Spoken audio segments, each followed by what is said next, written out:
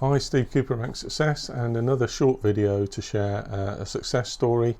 This one is from Nick, who's a new inspector, and Nick is going to share his feedback, or rather I'm going to share Nick's feedback with you, with some insights from him about his experience, and then I'll kind of, as I do with these success videos, just share perhaps a couple of insights with you.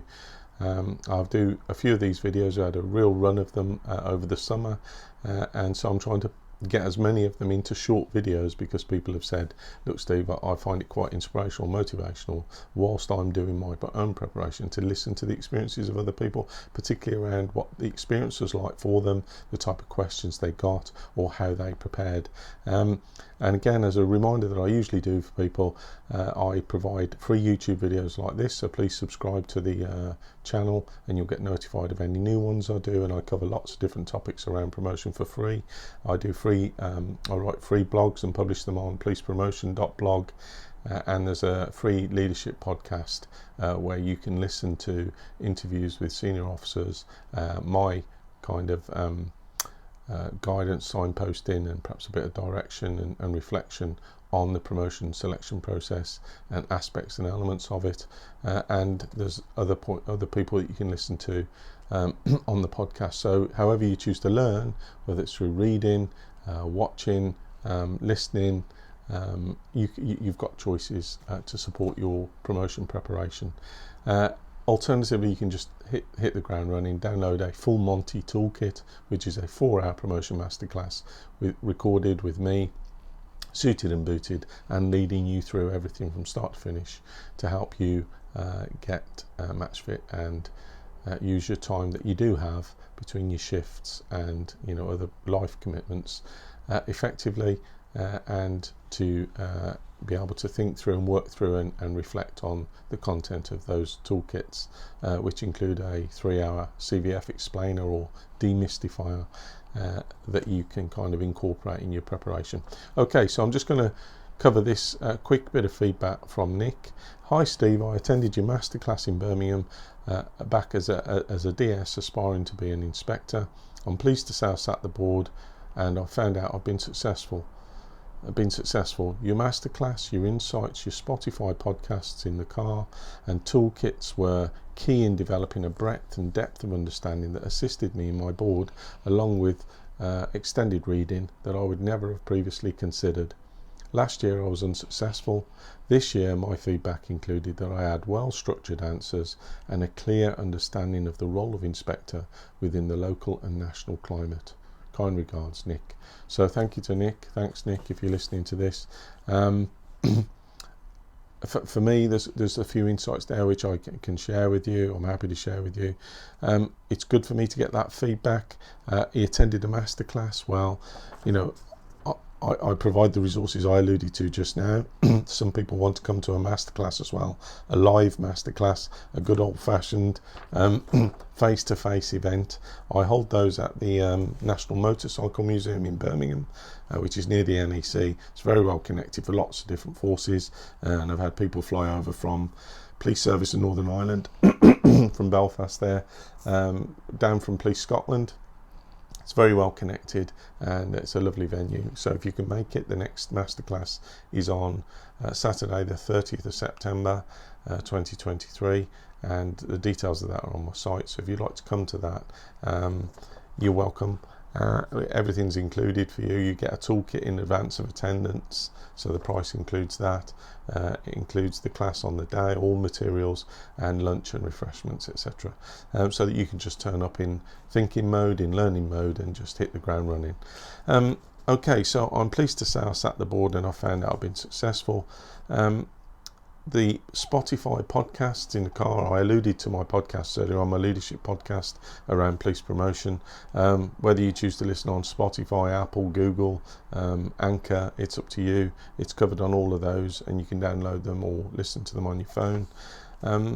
They're key to developing a breadth and a depth of understanding, and that's something I encourage you to commit to. If you're thinking about going for promotion now or in the near future or a year away, commit to that depth and breadth of preparation, because generally those that succeed, and you can see all of those on my testimonials, hundreds and hundreds of testimonials if you've got time to read through them, but the key common denominator in there is that clearly those individuals, those successful candidates, spent time committing to raising their own awareness and to a depth and breadth of understanding, so they genuinely do understand things like the role and the challenges facing the force that they will face as a newly promoted leader, and how they'll connect all of that going forward to supporting communities and delivering a service.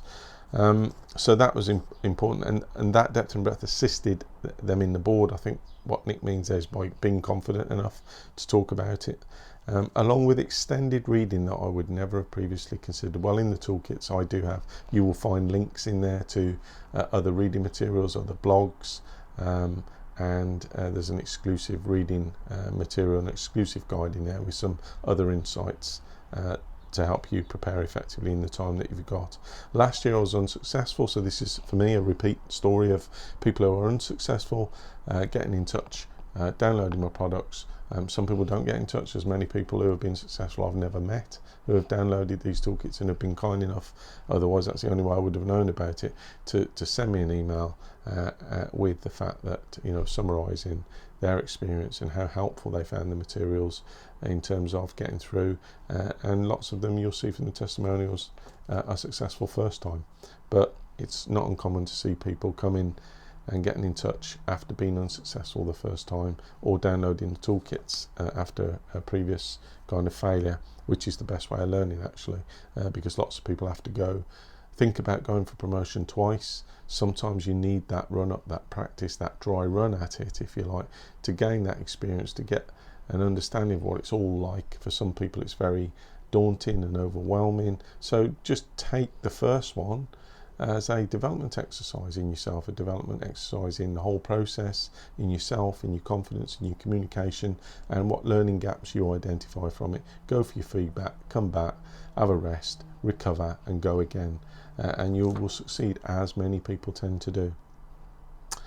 This year my feedback included that I had well-structured answers and a clear understanding of the role of inspector within the local and national climate. So it's all come together there, but it does cover a few points there. Well-structured answers, people often don't spend enough time thinking about that. So some forces don't have a paper sift or a application, or a full competency application as I call it, where they have to give evidence in writing against each of the 6 CVF competencies, in some cases, as well as the 4 CVF values, and there are lots of other values as well, so different forces have bespoke values. But not everybody does that.